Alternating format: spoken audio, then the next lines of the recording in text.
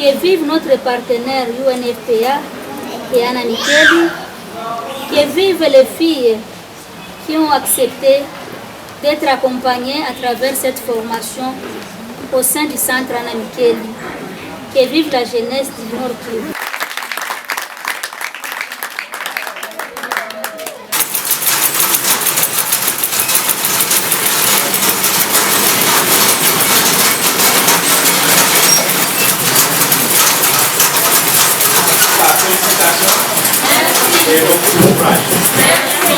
C'est d'abord un sentiment de fierté, mais aussi un sentiment de service. Parce que comme vous le dites, nous avions rêvé. Nous avions rêvé qu'on pourrait avoir un espace où nos filles qui ont été déscolarisées, nos filles mères, pouvaient se redonner un espoir. Et quand je viens ici voir ces centaines de femmes qui ont maintenant des aptitudes, qui peuvent se prendre en charge, ça me comble de joie. Et je voudrais vraiment dire un grand merci. Un grand merci aux sœurs de ce centre Anna Mikeli, dire un grand merci au gouvernement, à tous ces ministères de la jeunesse, de la santé, de gens, familles et enfants qui contribuent à offrir un paquet de services à toutes ces filles déscolarisées qui ne demandent qu'un espoir pour refaire leur vie. En voyant l'œuvre réalisée en faveur de nos petites sœurs, on ne pensait pas que cela pouvait arriver, mais grâce au soutien que nous avons eu, c'est vraiment des merveilles accomplies. Et donc ça, nos sentiments de gratitude et de joie, de voir que nos petites filles qui étaient un peu désorientées, un peu déçues de la vie, sont encore avec la joie aux lèvres et des visages qui rayonnent. Et cela, c'est un espoir que nous donnons encore à notre nation, à notre société de Goma. Grâce à ce que nous avons pu donner à nos petites filles ici, ça va les aider à devenir des femmes responsables, des femmes debout, capables de se prendre en charge. J'ai fait la formation de l'art culinaire. Nous apprenons à préparer les différentes sortes d'aliments, ainsi que comment conserver notre corps à partir de l'aliment.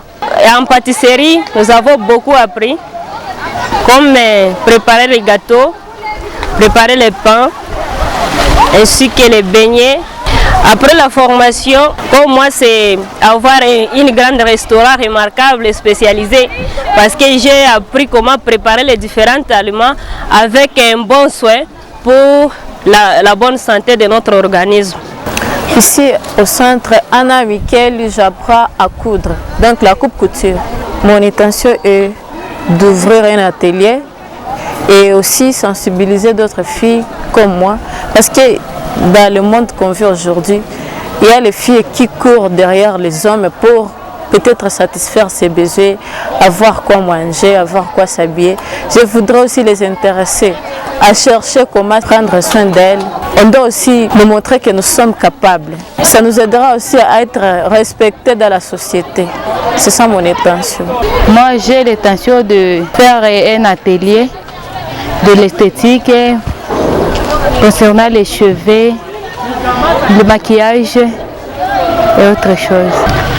Les difficultés que nous avons ici, c'est le manque des outils. Notre doléance est de nous aider avec le matériel pour qu'on puisse continuer à faire des pratiques et d'autres choses.